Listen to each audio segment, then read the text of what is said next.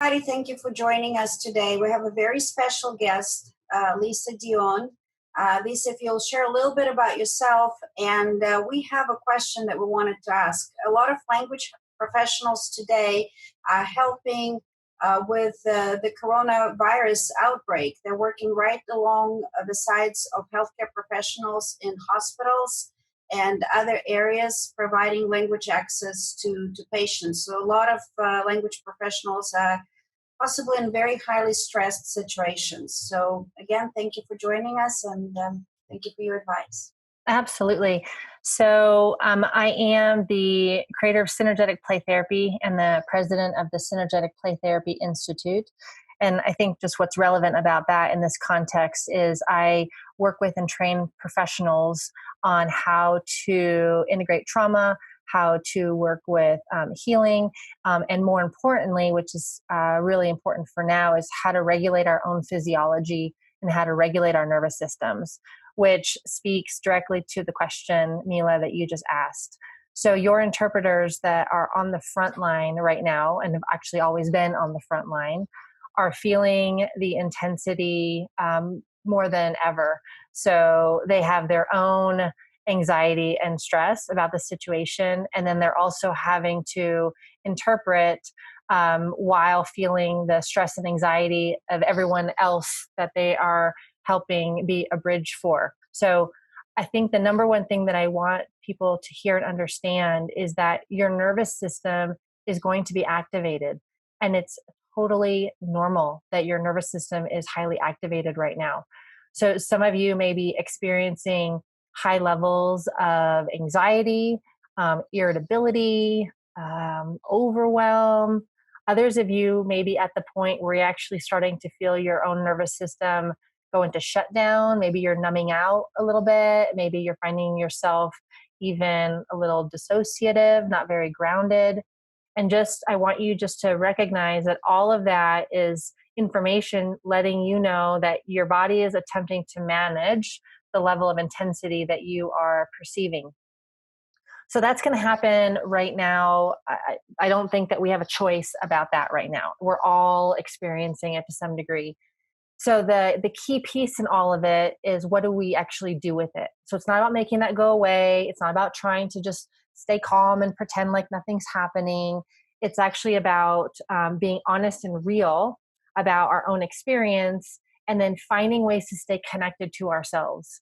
So, Mila, we're hearing so much about all of the procedures, right? So social distancing and washing your hands and this and that.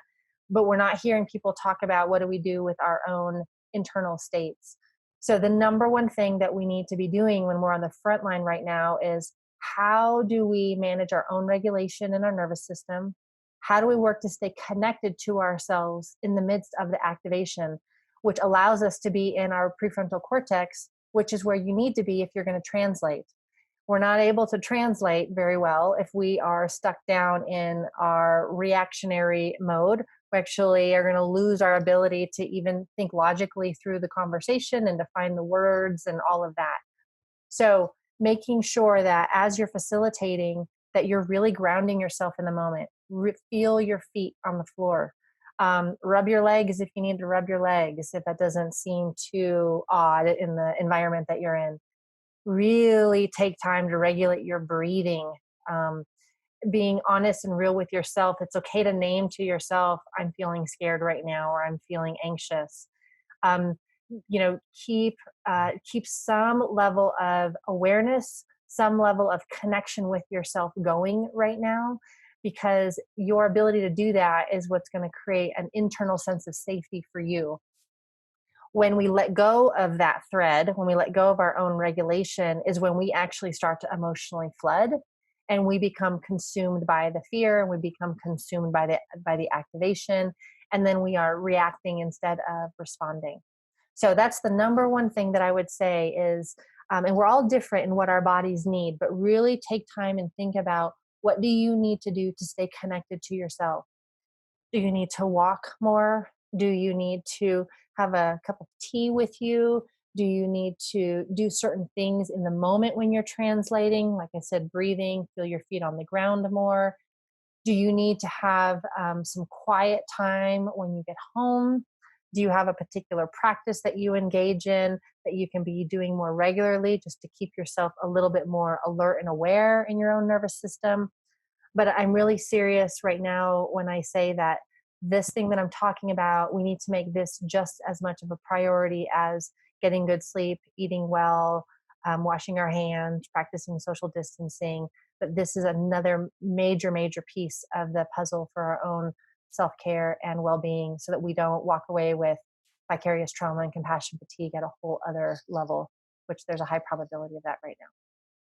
Thank you so much. And we encourage you to use the link below to send us questions and concerns that you may have, as we will be reaching back out to Lisa Dion, and she'll be answering our additional questions in our next episode. Thank you so much, Lisa. Thanks, Mila. Bye. Bye.